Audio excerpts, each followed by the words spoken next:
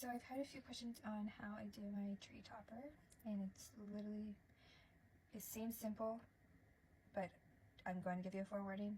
This piece made me so angry so many different times.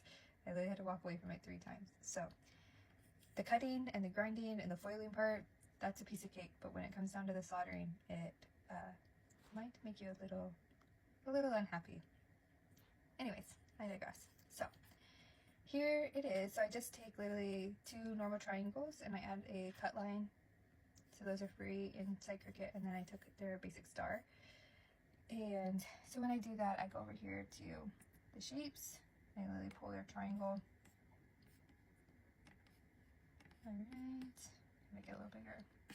I'm also going to change the color of it so you can see that score line. So here it is, just one basic triangle.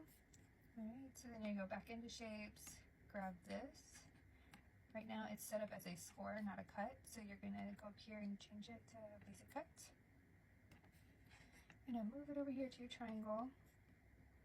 You're going to want to make it as long as your triangle. So let's see, the triangle is 4, 6, 8. So then our score, 4, 6, we'll just make 4, 6, 9. Alright, so then you'll highlight them both. So as you can see over here, both highlighted. You're going to align them down the center, and then you're gonna attach them. If you don't attach it, it will not cut it. It will just cut a random line randomly on your vinyl.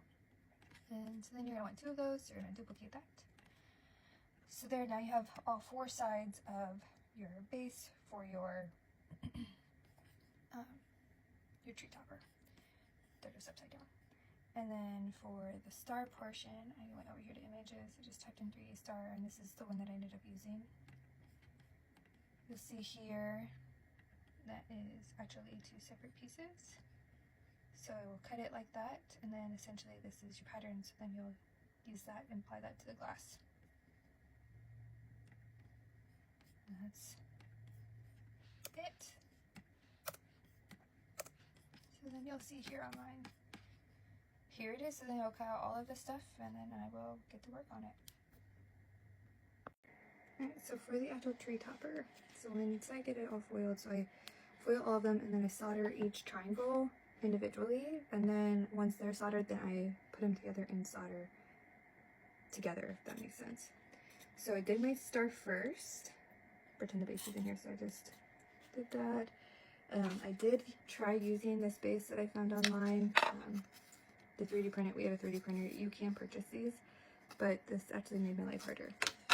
So I actually ended up just using those Flash Noise Play-Doh, and I made a ball, and then I placed each individual square on top of it, and that's what helped hold it in the position that I needed for the actual triangle part of the star. For the base, what I did was, once I had the star done, I did this front side first.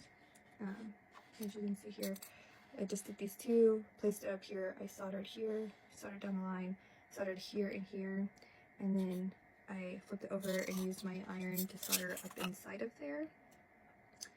And then essentially on the back side, that's the exact same thing. So you can see how it's kind of sandwiched.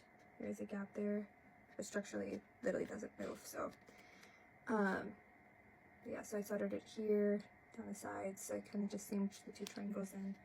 And then it kind of has a bit of an angle when it sits, so it does kind of move when it's on a flat surface. So I just used a foam triangle, shoved it up in there for support, and then it holds it up for me. This is thick enough and wide enough, and I think the angle in the triangle that it creates, because when you print it and cut it, it's a flat triangle, so when you sandwich them together, clearly it's going to make a little bit of a diamond shape as it does.